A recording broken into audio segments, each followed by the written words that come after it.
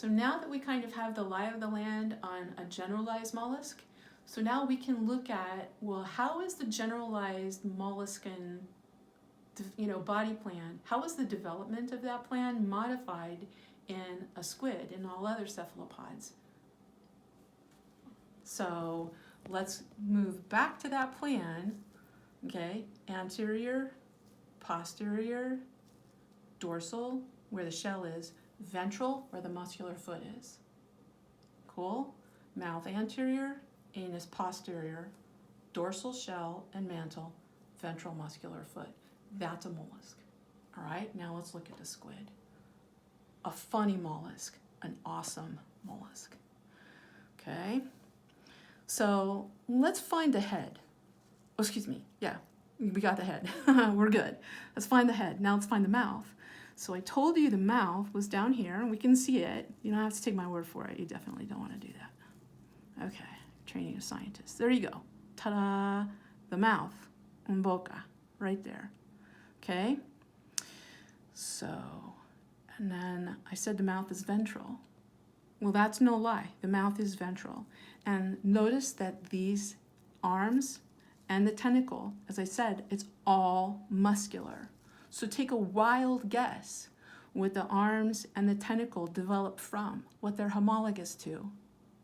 Muscular. They're muscular. You got it, the muscular foot. Let's have a look at the drawing again. There's the muscular foot in the ventral position, the muscular foot in the ventral position. So the modified muscular foot, right, is the modification in cephalopods is the muscular foot becomes the arms and the tentacle. Okay, yeah, but how does the mouth end up in the middle of all that? Aha. Okay, let me grab the pen, put this guy down for a second, because during development, what happens, okay, is that the signaling that causes this all to extend as the guy's growing changes. It rotates 90 degrees, more than 90 degrees, pulls the mouth down this way, down this way, down this way, right into the middle of the muscular foot. Holy moly, right? So mouth right into the middle of the muscular foot. Pulling the mouth, so the anterior structure, right? An anterior structure ends up leaving the anterior surface and developing on the ventral surface. Oh my gosh. So you have a 90-degree rotation of the mouth, and that's what makes this guy so wild and unique. What that ends up doing is it isn't just the mouth that ends up rotating there, it's all of the other structures associated with the head.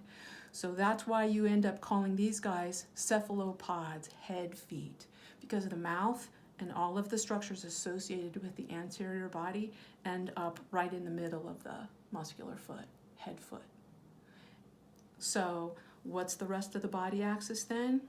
Okay, now we get that where the mouth is going to be ventral. Because of that rotation, the opposite end of the body from that is going to be dorsal, right?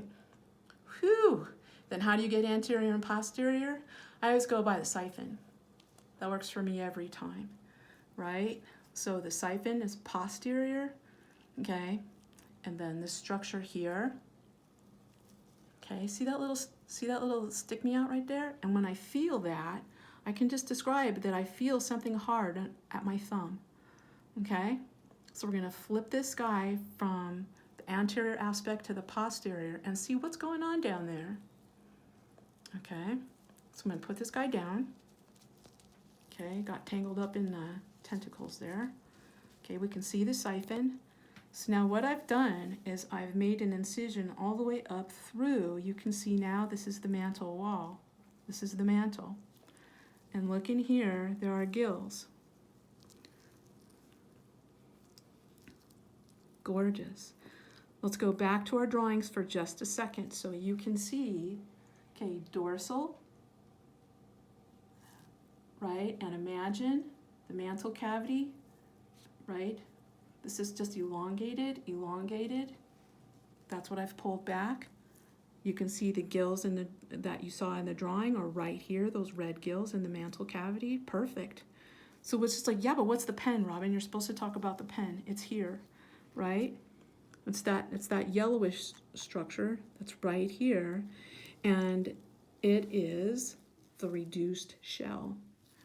That's what's left of the shell, and it's embedded right on the surface of the mantle cavity.